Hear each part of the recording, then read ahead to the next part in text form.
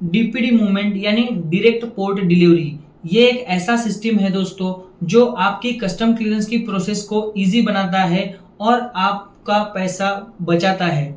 DPD movement होता क्या है, कौन से क्राइटेरियाज है, कौन से कंडीशंस है, उसके क्या क्या बेनिफिट्स है, कौन से क्राइटेरियाज है, इसके रिगार्डिंग मैंने इस वीडियो में आपको डिटेल यहाँ पे एक्सप्लेन किया है, जहाँ पे स्टेप बाय स्टेप मैं आपको बताऊंगा कि कैसे डीपीडी मूवमेंट का यूज करके आप अपने ढेर सारे पैसे बचा सकते हो कस्टम क्लियरेंस और सीएफएस चार्जेस में।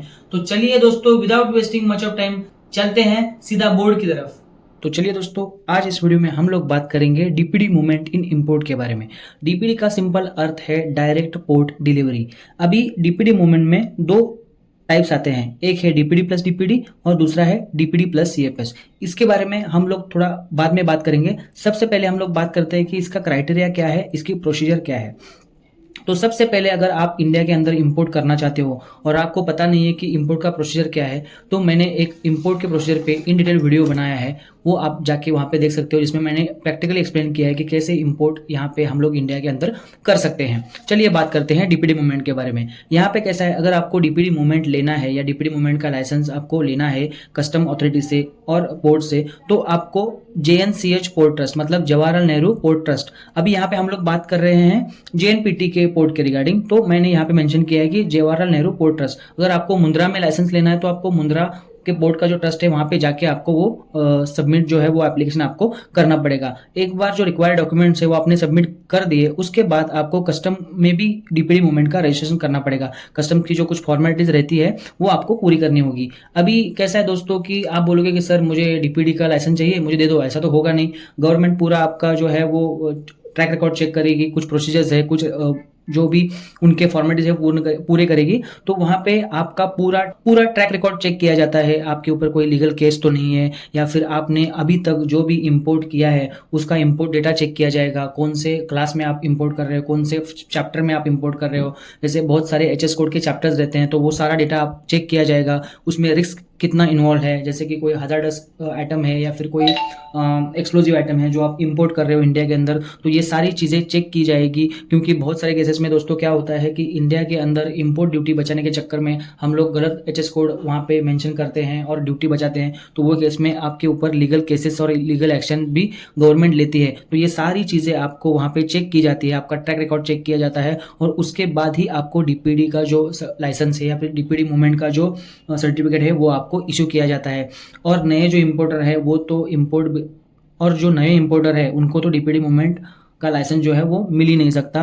और यहाँ पे आप FCL मतलब फुल कंटेनर लोड, जैसे 1 कंटेनर, 2 कंटेनर, 20 कंटेनर, ऐसे आप कंटेनर में मटेरियल मंगा रहे हो तो ही आपको डीपीडी मूवमेंट लेने के लिए अलाउ है। अगर आप स्मॉल क्वांटिटी में जैसे LCL जैसे जिसको हम लोग बोलते हैं लूज कंटेनर कार्गो या फिर लूज कंटेनर लोड है, 500 किलो, 1000 किलो या 2 टन 3 टन ऐसा मंगा रहे हो, तो वहाँ पे आपको डीपीडी मूवमेंट अलाउ नहीं किया जाएगा। वहाँ पे आपको CFS में मटेरियल ला के कस्टम क्लियरेंस करना पड़ेगा, और इसके लिए आपको PD अकाउंट ओपन करना बहुत ही इंपॉर्टेंट हो जाता है। अभी ये PD अकाउंट है क्या, इसको हम लोग पोर्ट डिपॉजिट अकाउंट बोलते हैं। कि जो भी शिपिंग लाइन के चार्जेस होते हैं, जैसे THC है या फिर कोई स्टोरेज चार्जेस लग गया, डिटेंशन लग गया, तो वो आपको वहाँ पे जो भी चार्जेस लगेंगे वो आपके PD अकाउंट से डिडक्ट हो जाएंगे। इसलिए PD अकाउंट ओपन करते टाइम पे आपको वहाँ पे एक मिनिमम बैलेंस रखना होता है PD अकाउंट के अंदर, क्योंकि जो भी शिपिंग लाइन के चार्जेस है वो ये अकाउंट से आपको डिडक्ट हो जाएंगे। अभी हम लोग डीपीडी मूवमेंट की बात करते हैं तो उसके बेनिफिट्स के बारे में हम लोग थोड़ा सा सोचेंगे। अभी डीपीडी मूवमेंट में आपको सबसे इंपॉर्टेंट जो बेनिफिट है वो है एडवांस कस्टम फॉर्मेलिटीज, मतलब वेसल यहाँ पे पहुंचने से पहले ही आप कस्टम फॉर्मेलिटीज जो भी है वो आप स्टार्ट कर सकते हो, इनिशिएट कर सकते हो। एडवांस बिल ऑफ एंट्री आप फाइल करके रख सकते हो। ड्यूटी का भी जो भी पेमेंट है, मान के चलो कि चाइना से आप कुछ मटेरियल इंपोर्ट कर रहे हो जिसमें इंपोर्ट ड्यूटी आपको लगने वाला है, तो उसका एडवांस ड्यूटी पेमेंट आप करके रख सकते हो, ताकि जब भी वेसल यहाँ पे आ जाएगा तो इमीडिएटली आप डिलीवरी ले सकते हो। प्रायोरिटी फॉर स्कैनिंग, मान के चलो कि कोई आपका कंटेनर जो है वो स्कैनिंग में चला गया, आजकल तो हर एक कंटेनर स्कैनिंग में चला जाता है टू चेक वेदर आपने कुछ स्मगलिंग तो नहीं किया या फिर कुछ गोल्ड वगैरह आपने रॉन्ग तरीके से यहाँ पे नहीं लाया, इसीलिए ये सारी चीज़ें स्कैनिंग में चली जाती है।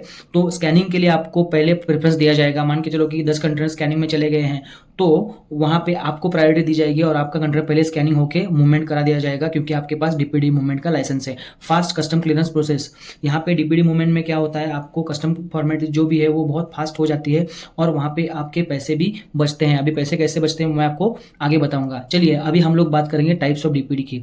डीपीडी में दो तरह के टाइप्स है, एक तो है डीपीडी प्लस डीपीडी और दूसरा है डीपीडी प्लस सीएफएस। सबसे पहले हम लोग बात करेंगे डीपीडी प्लस डीपीडी मूवमेंट में। इसमें क्या होता है, एक बार आपका कंटेनर और या फिर आपका जो भी शिप है वो पोर्ट के अंदर आ गया तो इमीडिएटली आपको विद इन 48 आवर में आपको डिलीवरी लेनी ही लेनी है, क्योंकि ये केस में कंटेनर सीएफएस में नहीं जाता है एग्जामिन करने के लिए। तो यहाँ पे आपको डायरेक्टली जो है वो पोर्ट से कंटेनर आपके फैक्ट्री या आपके वेयरहाउस में चला जाता है।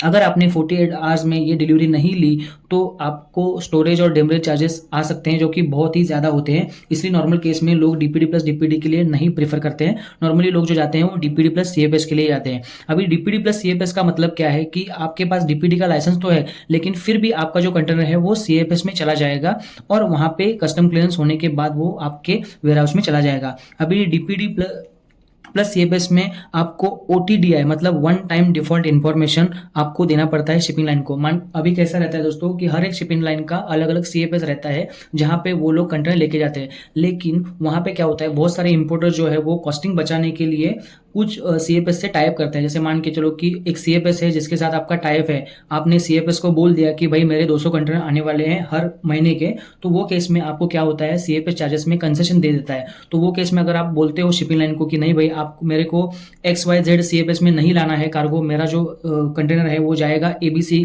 सीएफएस में, तो वो केस में आपको ओटीडीआई देना पड़ता है, मतलब वन टाइम डिफॉल्ट इन्फॉर्मेशन। एक बार आपने वो वन टाइम डिफॉल्ट इन्फॉर्मेशन दे दिया तो वो केस में क्या हो जाता है, जब भी आपका कंटेनर या कार्गो आ जाएगा पोर्ट के अंदर इन फ्यूचर, तो वो इमीडिएटली विदाउट एनी इन्फॉर्मेशन जो आपने सीएफएस बताया है वहाँ पे सीएफएस में चला जाएगा। इसमें क्या होता है दोस्तों, आपका कॉस्टिंग बच जाता है, क्योंकि अगर आपने जो आपका कंटेनर है वो शिपिंग लाइन के नॉमिनेटेड सीएफएस में लेके गए तो वहाँ पे आपको चार्जेस ज़्यादा होते हैं। मान के चलो कि 20 के लिए अगर मैं बात करूँ तो 25 से 30 हज़ार रुपये का कॉस्टिंग आता है, लेकिन अगर आपका किसी भी सीएफएस के साथ में टाइप है जहाँ पे आप 200 महीने का 300-400 कंटेनर ला रहे हो, तो वो केस में आपको सीएफएस कंसेशन देता है और जो 25,000 का कॉस्टिंग है वो आपका 15 या 20,000 में वहाँ पे हो जाता है। तो डीपीडी प्लस सीएफएस में आपको सीएफएस मूवमेंट करना अनिवार्य है, लेकिन यहाँ पे ओटीडीआई सबमिट करके आप अपने पसंदीदा या फिर जिसको बोलते हैं ना जिसके साथ आपका टाइप है वहाँ पे सीएफएस में आप मूवमेंट दे सकते हो, जिसकी वजह से आपका यहाँ पे कॉस्टिंग बच जाता है।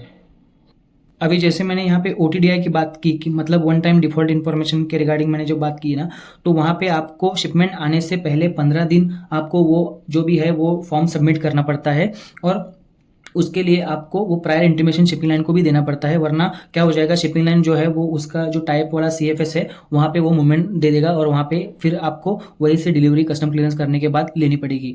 तो ये था दोस्तों डीपीडी मूवमेंट के बारे में। मैं आशा करता हूँ कि आपको सारी चीज़ें समझ में आई होंगी और मैंने इन डिटेल में समझाने की कोशिश की है। अगर आपको फिर भी आपके दिमाग में कोई डाउट है, कोई क्वेरीज है, तो नीचे कमेंट में मुझे ज़रूर बताइए, मैं उस क्वेरी का भी रिप्लाई करने की ट्राई करूँगा।